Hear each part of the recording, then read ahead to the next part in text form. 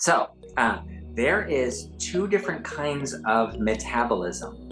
So, metabolism is all of the chemistry reactions, chemical reactions that are going on in your body. So all of your chemistry, your hormones, you're making proteins and breaking down proteins. All of the digestion, you're breaking down your food. You're making new proteins, your own proteins. You're building your hair, you're growing out your nails. All of the stuff that you're doing all day long, that's all metabolism. It's all the chemistry of it. And what people don't tell you, they think like like it's all the same all day long, like your metabolism all the same. It's not. It all things only work at certain periods of time.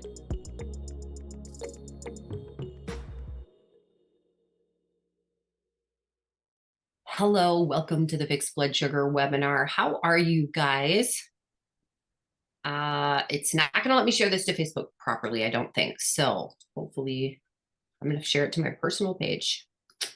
Say hello, guys, when you hop on. Let us know who's here. You can do that right in the chat if you're on Zoom. Let's see. Okay, just going to share it right there. Those of you on YouTube, we're so glad that you're here as well. Feel free to comment in the comments there. Same with Facebook. Those of you who are watching on Zoom, you're catching this live, you can post in the Q&A. That's the best place for us to manage your questions because we know you're going to have questions. Everyone does, right? We probably spend at least half of our webinar just answering your questions, which is the beauty of this webinar. This is what we love about doing these, is getting your questions, because your questions help other people that are on the webinar also.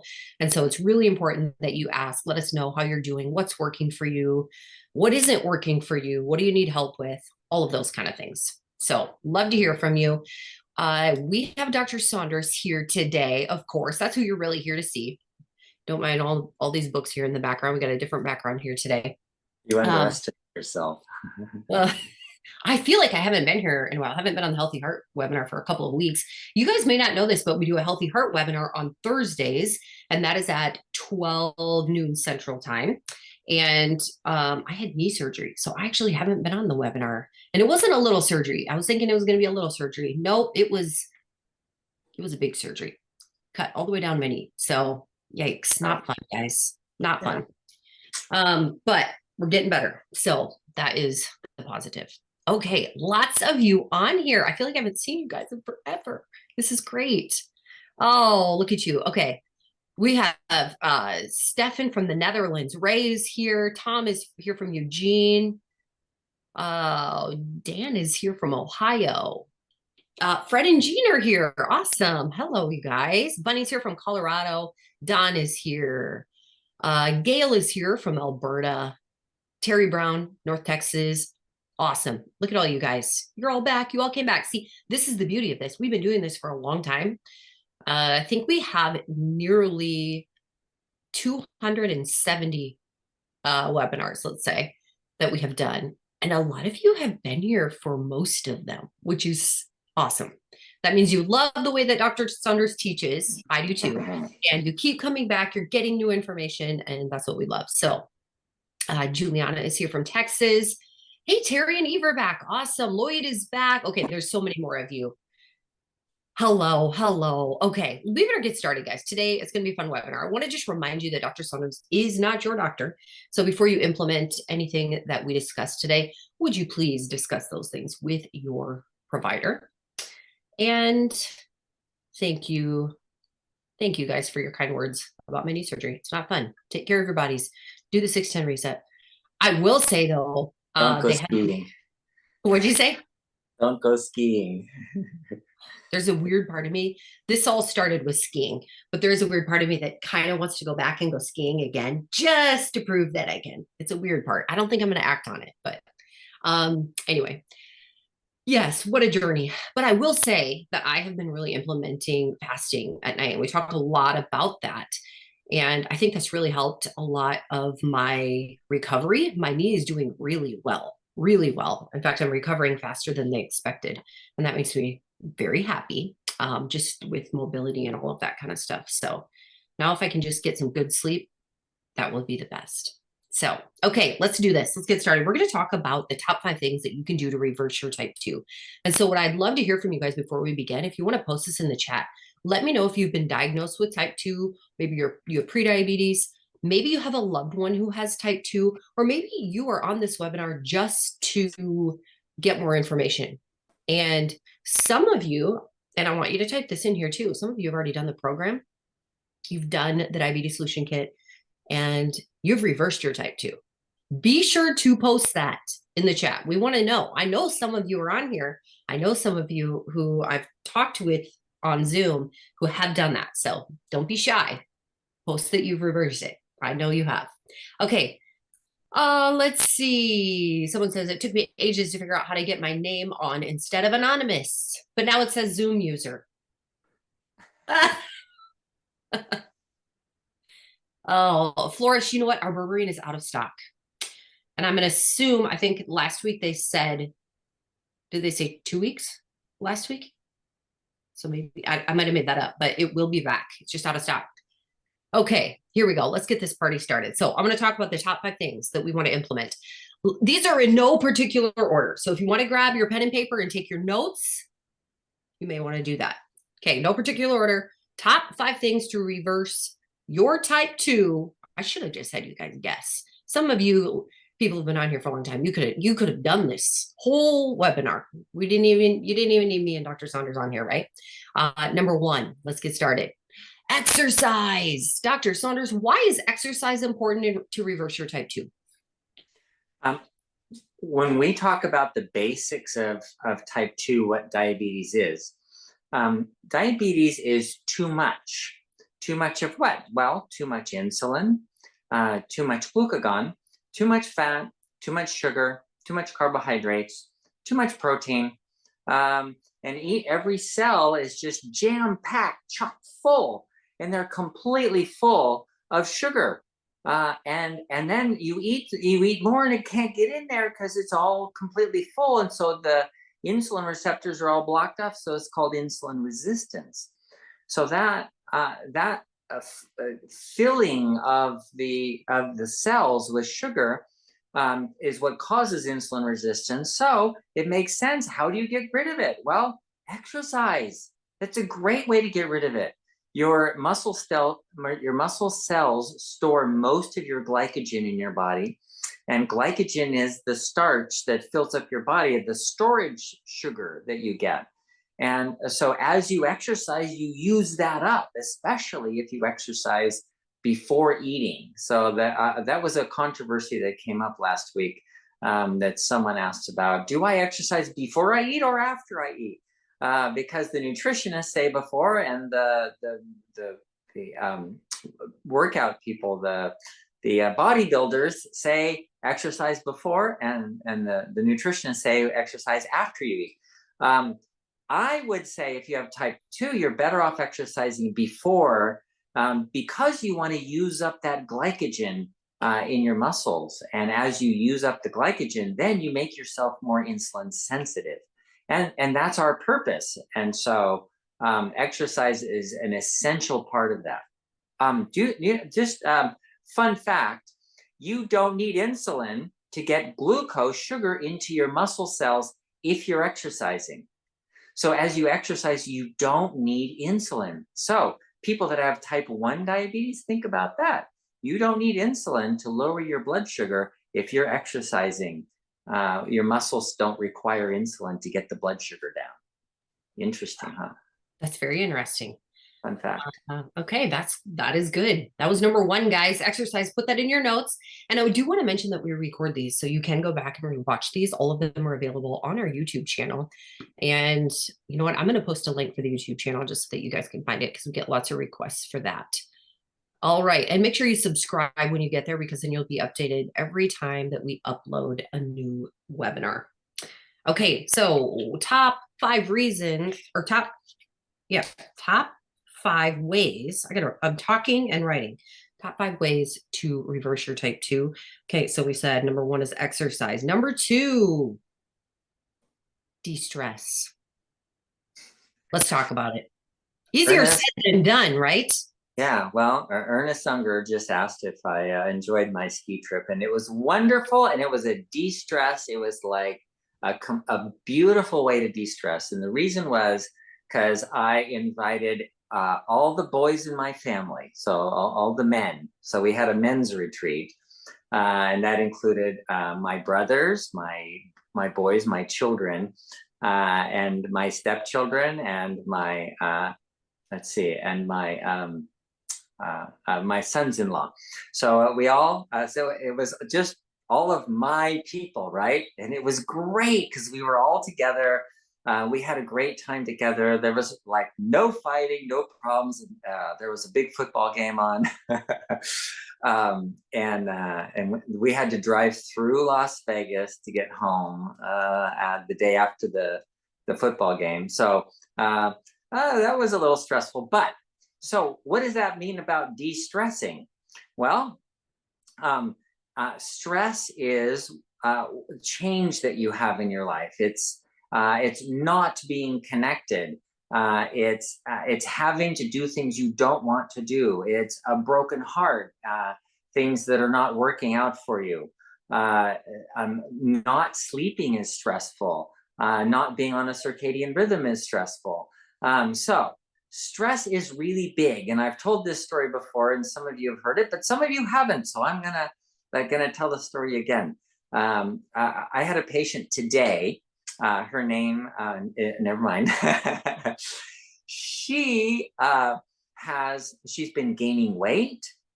She doesn't have diabetes, but she's been gaining weight. So a test was done on her, and it turns out she has insulin resistance like crazy. Like whenever she eats something with sugar in it, her insulin goes up like 10 times. So she makes a ton of insulin. And so what does insulin tell your body to do? Well, store everything, make a bunch of fat. And so she did. And she's like, why am I gaining weight? I don't have insulin. I don't have diabetes. My blood sugar's normal. And so it turns out that we did this big battery of tests. We tested everything. So we're asking the question, why, if she's exercising regularly and she's eating well and she's even doing intermittent fasting and she goes to sleep on time, and so why is her blood sugar elevated, or why is her insulin elevated? It's not the blood sugar. Blood sugar was actually normal, but it took a whole lot of insulin to do that. So there's insulin resistance there. So it turns out her cortisol was elevated. Cortisol is the stress hormone. So her problem is cortisol. Cortisol is stress, and that will cause insulin resistance outside of everything else. You can do anything you want, and it's not going to work if you have a lot of stress in your life. If you're making a bunch of stress hormones, they will outdo anything. There is nothing you can do that will improve your insulin resistance if you have those stress hormones.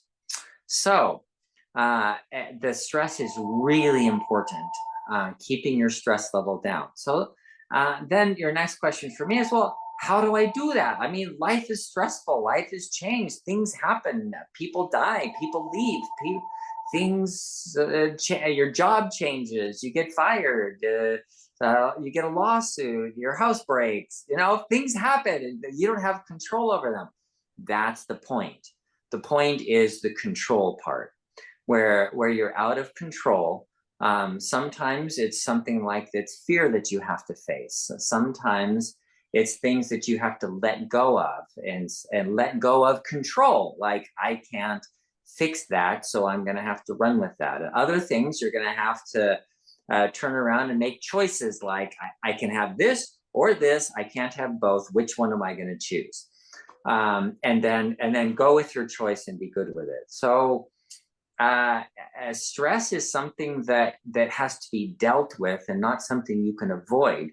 I have more people who are so stressed out trying to avoid stress that they do more damage. I think one of them with heart disease, I'm sure that his heart disease is because he's trying so hard to avoid stress that he's anxious all the time. I'm like, okay, it's not worth it. It's not worth getting stressed out over things that you don't have control over. Stress, it's a huge topic, and we've done whole webinars on stress, and probably more than one. Yes, I think we have. We have a couple messages here that I just wanted to read to you guys. So Fred and Jean have said that they've completely reversed their diabetes using our program. And let's see.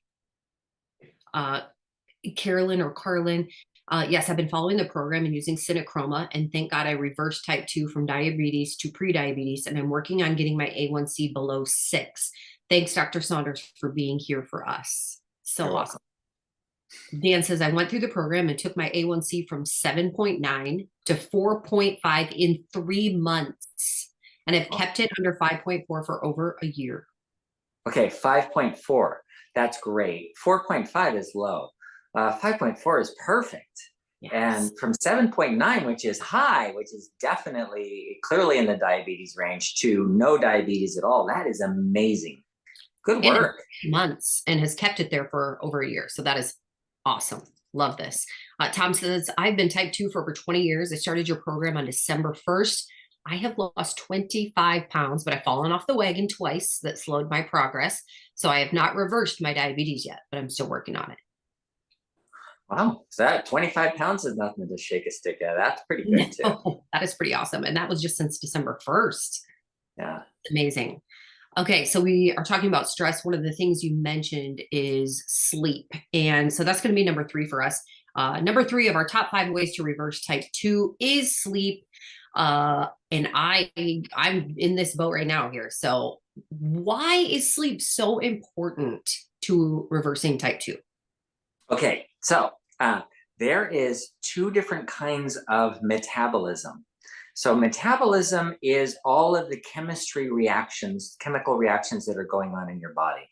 So all of your chemistry, your hormones, you're making proteins and breaking down proteins, all of the digestion, you're breaking down your food, you're making new proteins, your own proteins, you're building your hair, you're growing out your nails. All of the stuff that you're doing all day long, that's all metabolism. It's all the chemistry of it. And what people don't tell you, they think like it's all the same all day long, like your metabolism all the same. It's not. Things only work at certain periods of time. So during the night, when you're sleeping, if you're sleeping, then you get a metabolism called anabolic. And if you've heard of like anabolic steroids, that's what the bodybuilders use to make big muscles.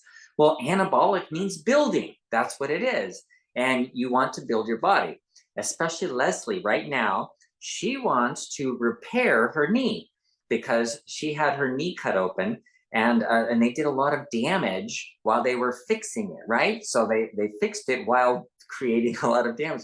All that needs to be repaired. How do you repair it? Well, you only repair it during the time that you're anabolic, and you're only anabolic during sleep time. So, and you're only anabolic during sleep if you have an empty stomach. So that's important too. So sleep is very important. And people who deny themselves sleep, I've heard people say, and I've even said it before, I'll sleep when I'm dead. I'm going to go out and have fun right now.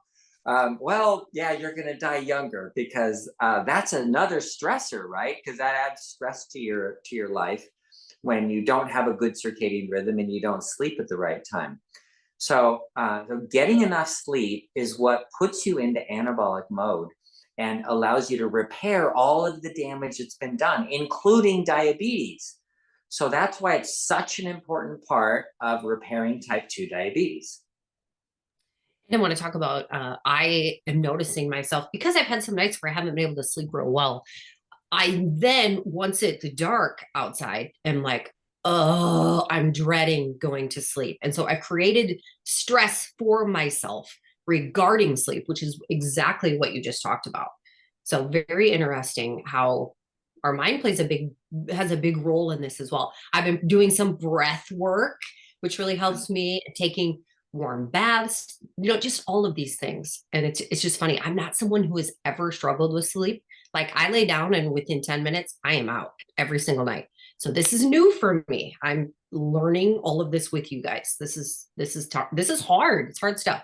So talking about sleep now, let's also move in. We're going to move into number 4. The fourth way that you can reverse type 2 is the 610 reset. And so this also talks about sleep, but let's do a quick overview of the 610. We've talked about this so many times, but I think it's really good to discuss again.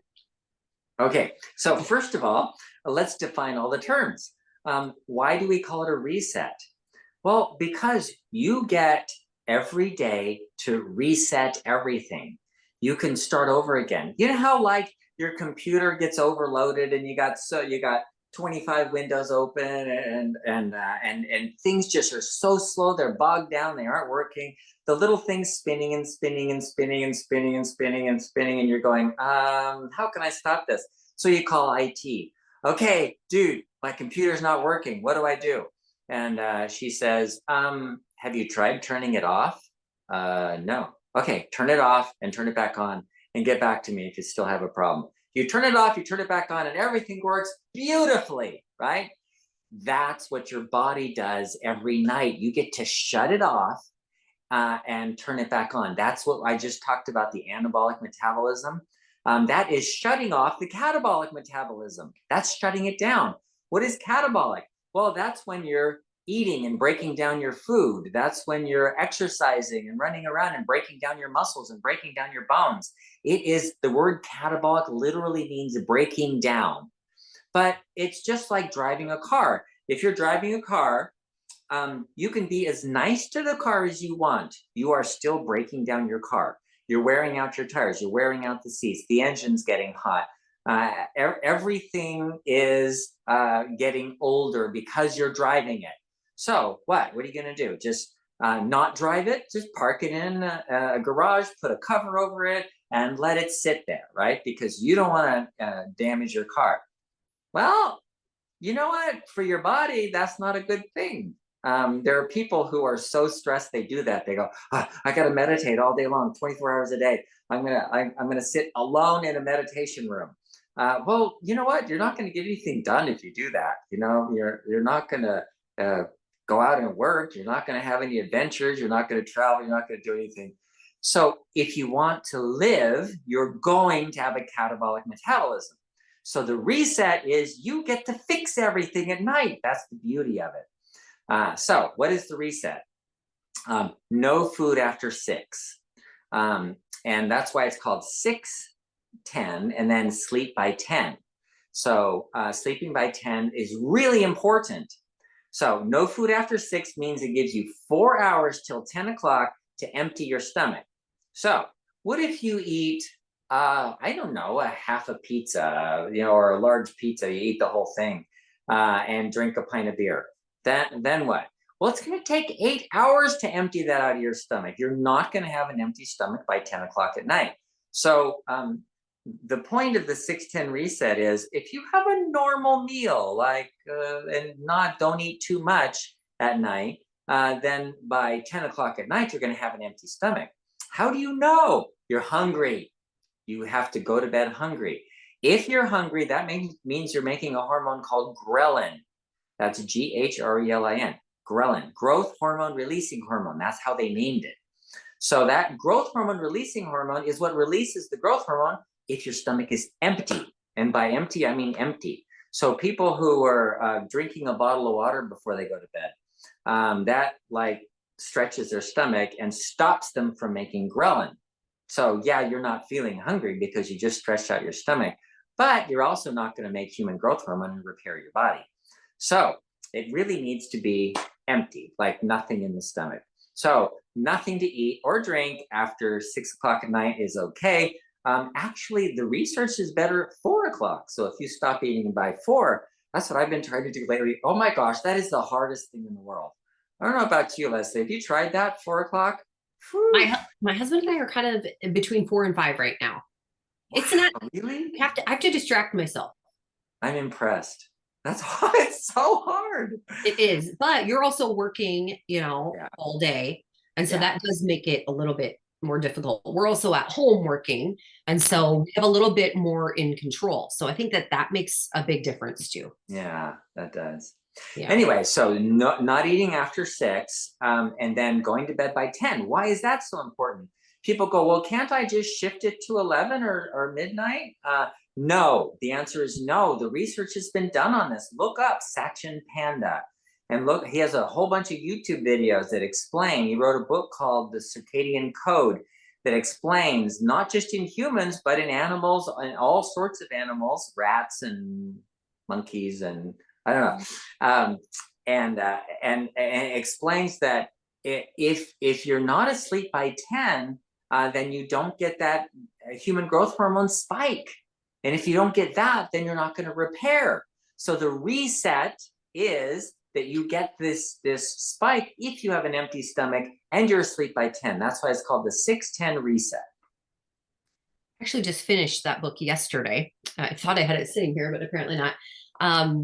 One of the things that I thought was really interesting, and we talk a lot about shift work.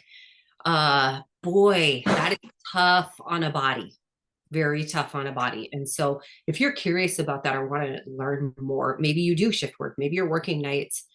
I would encourage you to read that. We do talk about it, but it'd be good to get some information about it. I mean, what do you do? What do you recommend for people who are doing shift work, Dr. Saunders? I Get a new recommend job? I recommend that they read the book.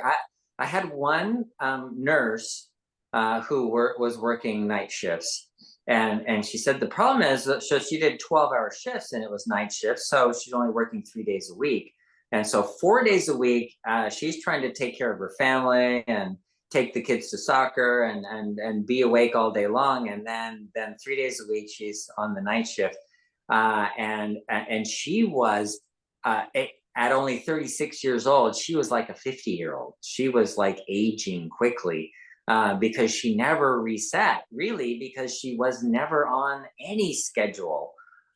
She would just take quick naps in between, like when the kids were at school, she'd take a nap. When they were out doing something, and she didn't get a night of sleep, even on the days that she wasn't working her shift. So I recommended that she just find a day job. Well, and it really talks about just, not a shift in your circadian code leads to a lot of illnesses or your circadian rhythm. And so that was kind of the whole point of the book. And we talk a lot about that on this webinar. So lots of good things can happen, I think, when you do the 6-10 reset. So really, really try it. Think about it. You don't have to stop eating at 3. If you can do 3, that's even better. But if you can get in that 6 o'clock rhythm, I think that's good. And going to bed at 10, that's hard for people too. You got to really train your body. So, okay, we're talking about the top 5 ways to reverse type 2. 1 was exercise. 2, de-stress. 3, sleep. 4, the 6-10 reset. And number 5, stop sugar. What does that mean? Why do we need to stop sugar? Okay, so the big culprit here, the elephant in the middle of the room, as we're talking about all these other things, is what is the problem with type 2? Well, it's sugar toxicity. I mean, it's kind of just as simple as that. And there's been a lot of research on this one way or the other, and saying, well, it's not how much sugar you eat, it's not exercising is the problem.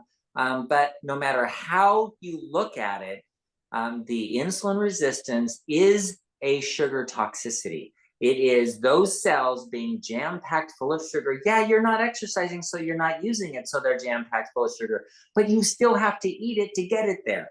So if you didn't eat sugar, it wouldn't be there and you wouldn't have type 2, right? So the big picture here is the sugar is a problem. So what we've developed is a program that is essentially a very low sugar diet. Don't eat a lot of sugar so that you're not getting enough sugar for your body to live on, forcing your body to start burning fat for energy, because insulin prevents you from burning fat for energy. So not eating sugar will do 2 things for you. Number 1, it lowers your insulin, because when you don't eat sugar, you don't need as much insulin. And number two, you'll start using up all that excess sugar that you've stored in your cells. And then that'll make you insulin sensitive. So both of those things are wonderful, which is why so many people have said, oh my gosh, I just started on this program, and 5 weeks later, I don't have diabetes anymore. This is amazing. And let's talk a little bit about what sugar is, because I think sometimes we think, oh, I'm not eating sugar like Skittles and Snickers and Starbursts. What is sugar? Oh, good question. Okay, sugar is anything that turns that your body uses for energy. That is a carbohydrate that your body could use for energy. So, how do you define it? Well, sugars and starches. So if anything tastes sweet, and we even use like artificial sweeteners, we say that's not a good idea. There's something called sorbitol that a lot of people eat. It turns into fructose in your liver, and fructose is a different kind of sugar that actually causes a lot of the problems to make insulin resistance. So sucrose is half fructose. Honey is half fructose. So people think, oh, it's natural, it's okay. If I'm eating fruit, it's okay. No, fructose is actually not a good sugar. And they even call it a low glycemic sugar, right? Because it doesn't raise your blood sugar fast, but it makes you insulin resistant. So it's still not a good sugar, because your problem is not the sugar per se, it's the insulin resistance. So avoiding anything that tastes sweet, and all of the carbohydrates that you can digest, they're called starch. So starch is found in grains, nuts and seeds, cereals. Some people say, oh, this cereal, granola, is really good for you. And then if you look on it though, oh my gosh, a serving of granola, if you were in phase one, a serving of granola would be like this much. That's all you get. That's your 20 grams of carbohydrates. It's like it's filled like chock full of carbs. So by sugar, we mean carbohydrates that you can use for energy. All right, I'm going to read this note here that the Ungers just sent in. It says Gina's lost 80 pounds since September 4th of 2022. Wow. Fred has lost 42 pounds since that same date. We have not touched sugar since August of 2022, only what's in food that is listed in the diabetes solution kit. That is wow. Awesome. Good work, man. So yeah, tell us about your life. What has changed for you guys? And then another question, someone reached out to me, or actually it was yesterday, I think, on our team, and said, I'd be curious to know, these people that are reversing their type 2, how much money do you think they have saved? In medical supplies. What do you think? What do you guys think you have saved in doctor's visits, or like co-pays, supplies, all of that kind of stuff? If you're someone who's gone through this, add that up. Let us know. I saw some research on that. So between all the co-pays and the things you have to buy and the things the insurance doesn't cover, like your test strips and all that other stuff, the average diabetic in the United States spends $9,000 a year on diabetes supplies, and co-pays and doctor visits and stuff like that. $9,000 a year. Wow. Yeah, let us know, guys. I'm honestly, and they can buy our book for $20. Yes, and actually that's what I want to show you. So let me just share my screen here. I remember how to do that. $20, and the webinar is free. Just remember to get what you pay for. Oh gosh. Okay, so here's bartonwebinar.com. This is the hub where you guys can find more information about our webinars, etc. Look at that guy right there. You can register for both of our webinars. Oops, didn't mean to click that. Okay, let me get out of there. But you can also see our YouTube. Here's a couple different episodes that'll take you to our YouTube channel. We have frequently asked questions. Here's a big one that everyone asks. Can I have stevia? Are sweeteners okay? I'll just tell you right now, go click that. And Dr. Saunders will tell you his thoughts. Okay, but here are some recommended products. Down here, we have the Diabetes Solution Kit. Here's what we're talking about. If you're completely new and you're not sure what this is, it is a paper book, or you can get the digital version of it. And this is where we walk through how to reverse your type 2. Dr. Saunders is talking about, limiting your sugar, getting rid of your sugar. What that really means is to eat low carb on phase one. You're going to eat under 20 net grams of carbs. And, you'll stay there until your blood sugars get to what numbers? What would you say you want people's blood sugar to be, Dr. Saunders? Well, between 70 and 90 is awesome. That's Okay. normal. So that's the plan. And you're Or if you're in Canada, then it's between 4 and 5. It should be 4 point something. okay. So that's your goal, is to do phase one until you get your numbers there. And then you move to phase two and phase three. And there are only 3 phases, so you don't have to go any further. But the fun thing is you get to start incorporating foods back into your diet, see how your body responds to them. Some of us don't even know what foods we react to or respond to because we have so much sugar that we're constantly erratic, right? And we had someone hop on here one time that said, I can drink juice, but I cannot have sugar-free gum. That's one of the things that he found he could not do. So everyone's a little different, and it's so interesting. So enjoy that process of figuring out how your body works and what works well for you. Many of you have done that. Ernest says it's huge, especially since the cost of food isn't cheap, but most things healthy are more expensive than junk food. That is true, unfortunately. Let's see. It costs a lot of money to get sick. Yeah. Yes. Okay, I'm going to dig into some of these questions here because I know that there are a lot of good ones. Someone had asked what the title of that book is that we were talking about, and it is The Circadian Code by Sachin Panda. And I did post that in the chat. I actually listened to mine I use Evernote. Evernote, I think is what they changed to. It used to be called Scribed, and now it's Evernote. And it's kind of like Audible, except you pay one fee for the whole month and you get to listen to as many books as you want. And I love it. So I would highly recommend that. All right. Okay. Let me see. Yes. Okay. Michelle says, I received my Nervala yesterday. The bottle says 1 with breakfast and 1 with dinner. The reverse diabetes book says 1 per day. What do you really suggest, Dr. Saunders? 1 per day is adequate. When people are first starting out, they often use one twice a day. Okay. I love this. This is a great question. I'm hearing a lot about this. Alan says, comments on Ozempic. My doctor is recommending this for me. Yeah. You know what? I've had people say Ozempic, it works for them. I've had one person who had gastroparesis from it. And it's really nasty when your stomach won't empty. And it's pretty hard to deal with. So I think it's not a solution because it also makes you insulin resistant. So if people do lose weight, and if by losing weight they get less insulin resistance, and then they don't get any bad side effects from it, yeah, some people do okay with it, but I don't recommend it. I think a better solution is the long-term solution, and that is the diabetes solution kit. Yeah. All right. Mirabella says, if Nervala softens the blood vessels to improve circulation, what happens to the plaque that is blocking the arteries? Your body reabsorbs plaque that's blocking the arteries.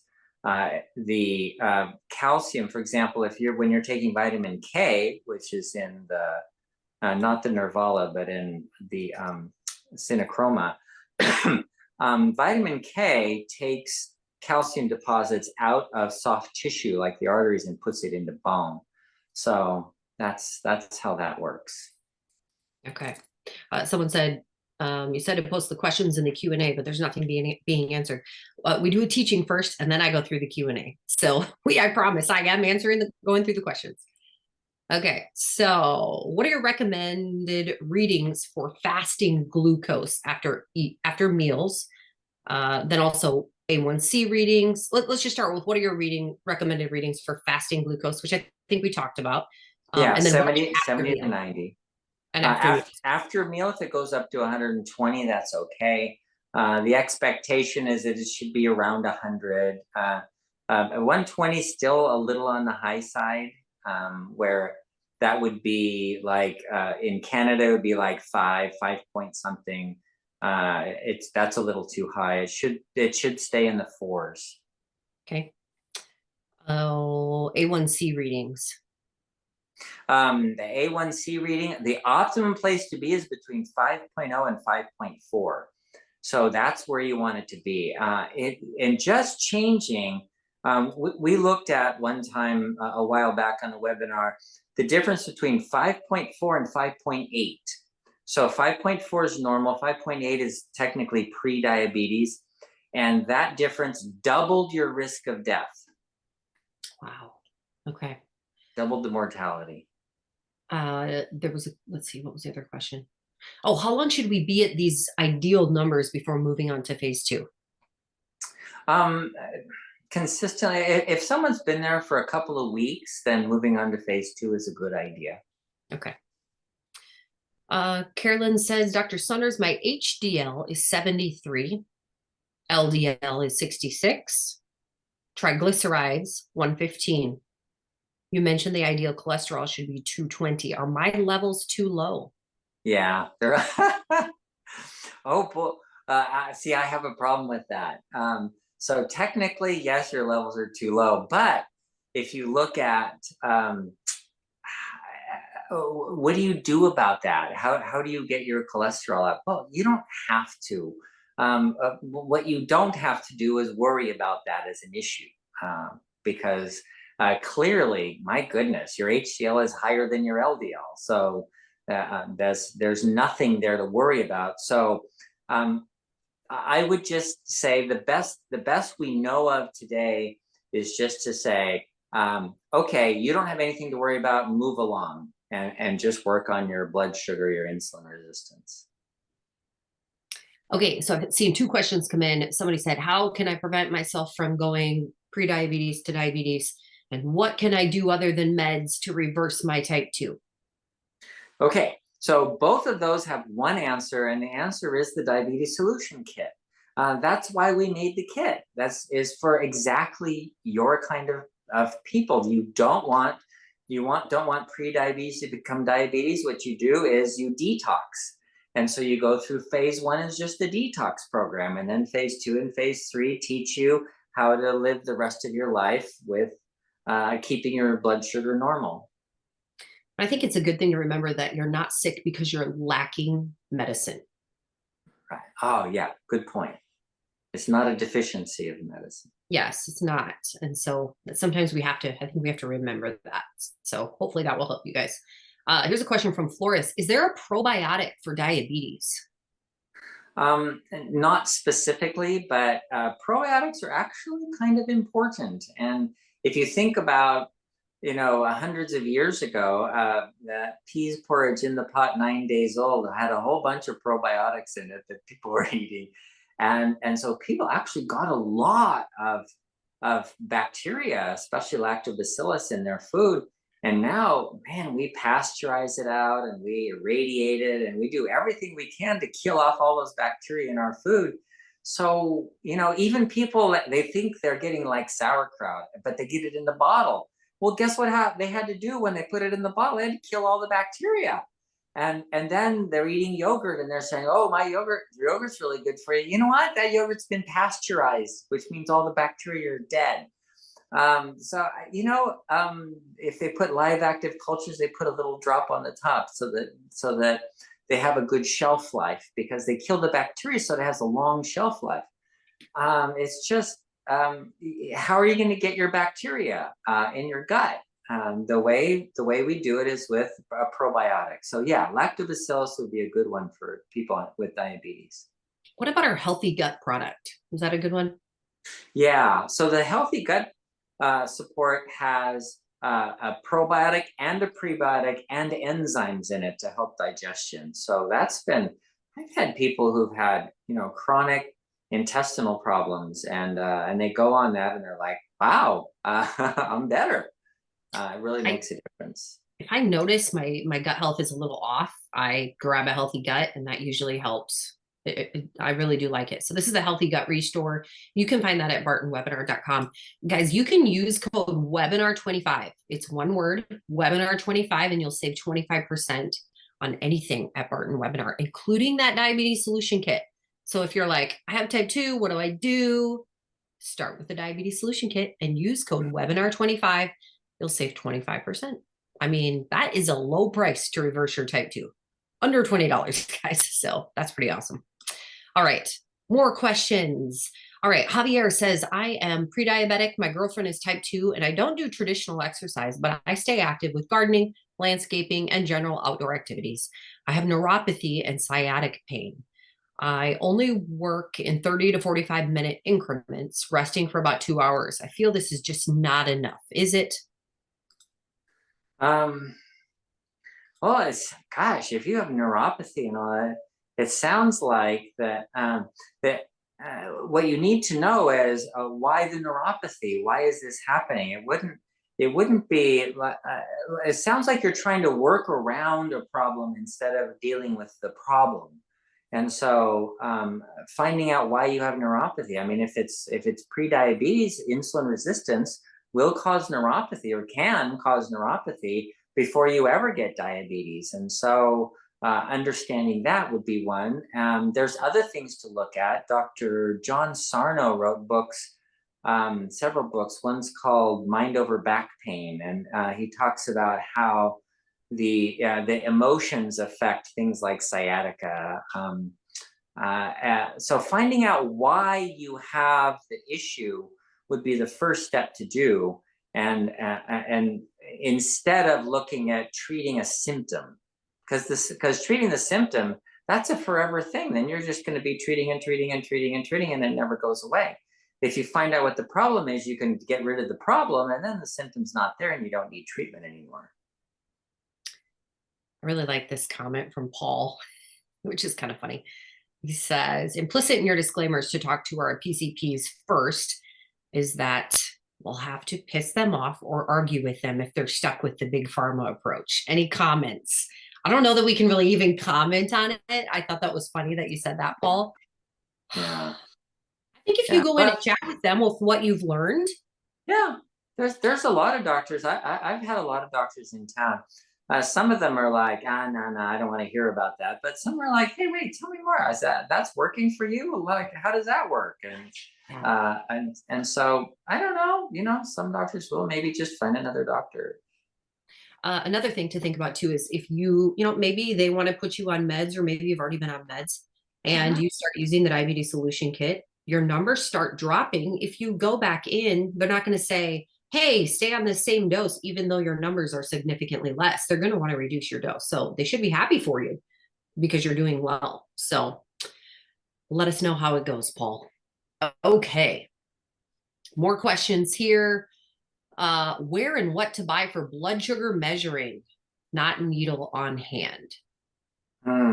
Well, you can go to like any pharmacy and pick up a glucometer, one of those little kits that you poke your finger and put a drop of blood on it, and those work really well.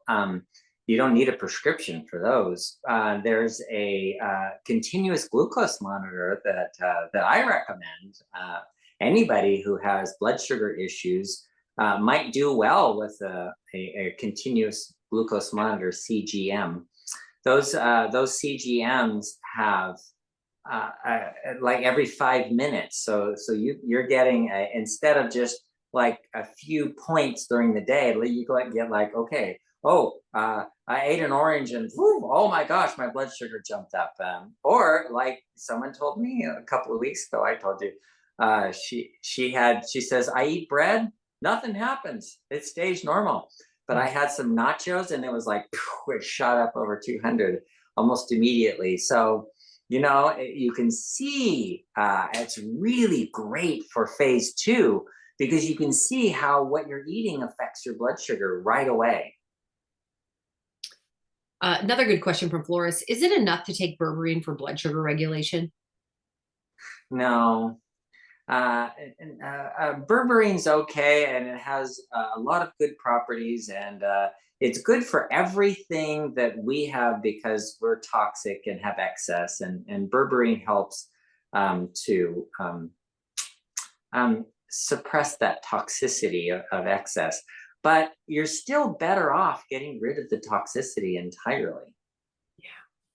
I love this question. Can you speak about memory loss and how to improve it or stop it from getting worse? And my question would be, do you think the diabetes solution kit can help with that? The answer is yes and yes, both of those, because the number one cause of memory loss, of dementia today, is metabolic. So there was a book written by a professor at UCLA named Dale Bredesen. It's called The End of Alzheimer's. And in it, he explains how he reversed 29 out of 32 people with Alzheimer's disease that had a metabolic Alzheimer's. What that means is their metabolism or their sugar was messed up so much. And the reason is because sugar cannot cross the blood-brain barrier. And so if you don't have glucose transport proteins, then you don't get enough glucose into your brain. And not getting enough glucose, what happens? Well, the cells just they shrink down, and you make fewer cells, and you don't repair, you replace your cells. So you can't remember things anymore because you lose those abilities first. And so what he did is he put people on a program, and it's a really extensive program. And they got to do much more than the diabetes solution kit. But so I suspect the diabetes solution kit would work just as well, especially if you catch it early. Tom says, I cannot get to sleep by 10. Is there a sleeping pill I can take to get on this schedule? So a sleeping pill, melatonin, as far as pills go, melatonin is probably the most reasonable thing to take. If you occasionally take an antihistamine, that would be okay. But you're better off like exercising during the day to improve the sleep, and then waking up at the same time every morning. So if you wake up at like 6 o'clock every morning, and don't take a nap, and exercise during the day, then by 9 o'clock you're going, oh man, I'm getting really tired because I've been up since 6, and so you'll get to sleep easier. I will say I went to a conference on this from the Mayo Clinic, and they said they took a group of people out into the wilderness camping, and these were all people, all 20 of them were people who had sleep problems like you have. Some of them since childhood, who had never slept a full night since childhood. And in the process of 5 days of camping, every single one of them was cured. Every single one of them had normal sleep patterns. So why? Because they didn't have electric lights, they didn't have food at night. When it got dark, and you ate melatonin, and you're kind of bored because there's not a whole lot to do in the dark. So you get to sleep. And so everybody was sleeping by 10 o'clock at night by the end of 5 days of camping. Just to let you know, if you want to camp at home, you can do something like that. Well, and I think there's something too grounding. Even yesterday, I'm in South Dakota, guys, and it's cold. Actually, it's warmer than normal right now, but I had knee surgery, if you didn't hear that earlier. And so I have not been able to get sun or be outside or do these. I went outside and walked on the ground. It was so cold. It was like cold plunging, walking on the ground. But I was like, I have got to get nature in my life at this point. And so sometimes you just got to get out and do whatever you can. It's almost like, I love this reference. My physical therapist made a reference. It's almost like the movie Avatar, where they have to plug in, sort of. We kind of have to plug into nature a little bit, and like the circadian rhythms, how the sun works and darkness, and like we got to get that back in our life a little bit. And so I would just encourage you to do that too. Hasn't helped me yet, but it's going to. Okay. Oh, we're running out of time. Here we go. Beverly says, I'm pre-diabetic. I had gestational diabetes 50 years ago. Just showed 6.1 A1C in December. but I've had labile hypertension for 35 years. Also, my LDL cholesterol crept up slightly. I've had high total cholesterol, but high HDL and good ratio HDL to LDL until now. So now I'm on Synachroma and turmeric VP to support me in my lower carb intake. I love that she said to support me. Okay, let's just note that. She's not expecting those things to do it for her. She's still going to do the work. Good job, Beverly. Okay. Let's see.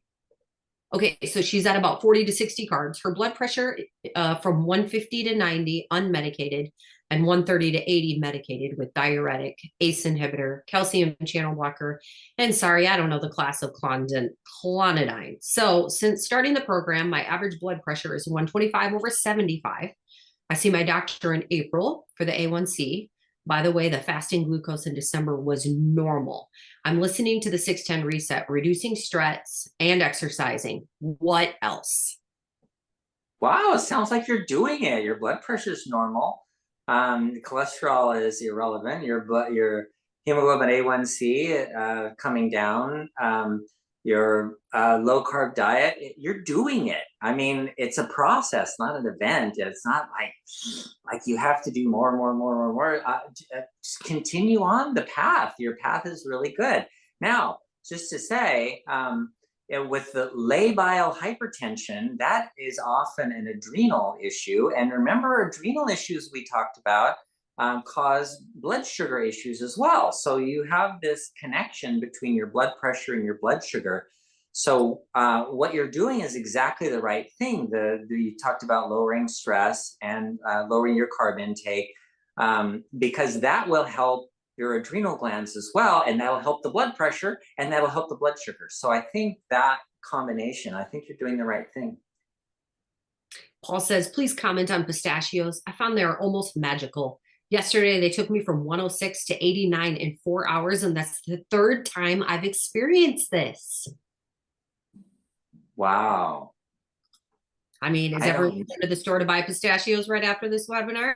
I love pistachios, but you know what I found?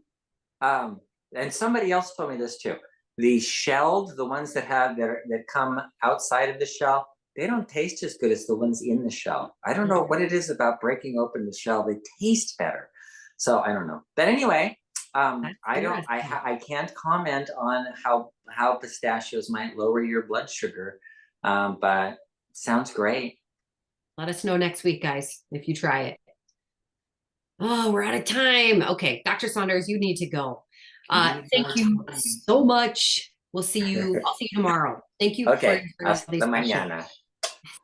Okay, guys, let me see. Boy, I don't know if I can sell or if I can sell, but I was reading something. I don't know if I can answer any of these. You eat a lot less food when you're fasting intermittently. Yeah. And sometimes people will do the 610 and they'll eat a lot more during the day. It just kind of depends. Mary, your reading should be between 70 and 90 right away, like in the morning. And then after you eat, he said it'd be a little bit higher. Oh, Circadian Code by Sachin Panda. We got a lot of questions about that. Those emails from Melissa are from us. Yes. Melissa's one of our partners. She works on our team. So if you get emails from Melissa, that's what that is. Okay, guys, I don't know if I can answer any of these other ones. Okay, I'm just going to keep looking. Okay, so come back next week, guys. If your question didn't get answered, you have more questions, that would be great. And you can ask those right away in the Q&A. We do try to get to as many of those as possible. Again, go to bartonwebinar.com. You'll see a link to our YouTube channel, and you can check out our Q&A, especially if you're new. Look at those Q&A. Roy says, just a comment, if you fall off the program, you don't die. Just get back on the horse and move on in life. Roy, you're the best. That is such good advice. And we have a lot of people who said that, people who have graduated the program, I would call it. They'll say, hey, my numbers were great. They've been great for a while. And then I went to this party and, overindulged, and then I couldn't stop overindulging. And so they were like, so I went back to phase 1. It took me no time to get my numbers back. And this is life, so we understand that. Okay. All right. That is it, guys. Thank you so much for being here today. We so appreciate all of you. I hope you found this very beneficial. And we'll be here next week. So I look forward to seeing all of you then. Bye-bye.